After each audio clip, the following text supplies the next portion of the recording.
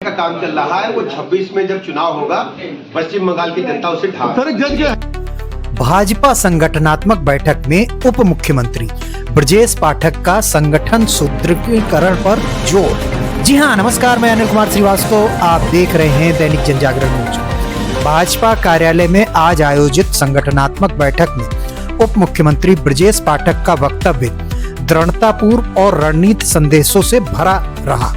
उन्होंने संगठन के सशक्तिकरण, आगामी कार्य योजनाओं और जनसंपर्क अभियानों पर विस्तृत चर्चा करते हुए कार्यकर्ताओं में नई ऊर्जा का संचार किया।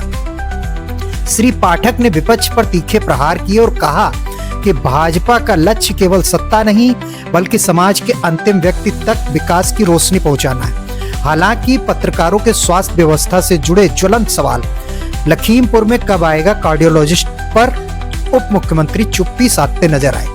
कार्यक्रम में प्रदेश उपाध्यक्ष त्रयंबक त्रिपाठी, जिलाध्यक्ष सुनील सिंह, विधायकगण, पालिकाध्यक्षगण, जनप्रतिनिधि और कई गणमान्य व्यक्ति उपस्थित रहे। संगठन की इस बैठक ने एक बार फिर यह संदेश दिया कि आने वाले महीनों में भाजपा जिले में अपनी कार्य योजना को नए तेवर और गति के साथ गति देने वाली है। यूं ही हमें देखते रहने के लिए लाइक सब्सक्राइब जरूर करें, क्योंकि आपका सब्सक्रिप्शन हमारे मनोबल को बढ़ाएगा और हमें आगे बढ़ने के लिए प्रेरित करेगा। आइए देखें क्या बोले ब्रजेश पाठक। समाजवादी पार्टी के मुखिया अखिलेश यादव जी अपनी संभावित हार को नजदीक आते देख करके अनर्गल बयानबाजी कर रहे हैं। बिहार में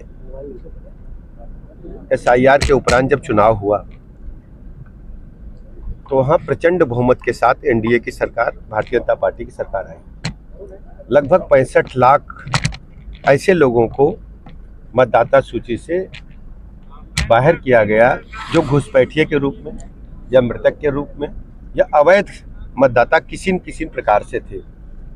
भारत निर्वाचन आयोग को भारतीय जनता पार्टी के कार्यकर्ता BLOs की माध्यम से मदद करके ऐसे सभी अवैध प्रवासियों को जो घुसपैठ करके आए हैं या मृतक हैं या नाबालिग के रूप में नाम दर्ज करा लिए, ऐसे सभी लोगों को चिन्हित करके बाहर करके एक निष्पक्ष, पारदर्शितापूर्ण, शुचितापूर्ण मतदाता सूची बने, ये भारतीय जनता पार्टी के कार्यकर्ताओं का लक्ष्य है। आप जानते हैं, जैसे मन की शुद्धता के लिए योग आवश्यक है, वैसे लोकतंत्र की शुचिता के लिए SIR बहुत आवश्यक है। अखिलेश यादव कह रहे हैं कि बैलेट से चुनाव होना चाहिए, देखिए, आप जानते हैं ये समय समय पर इस प्रकार के बयान वो इसलिए फेस सेविंग के लिए केवल देते हैं।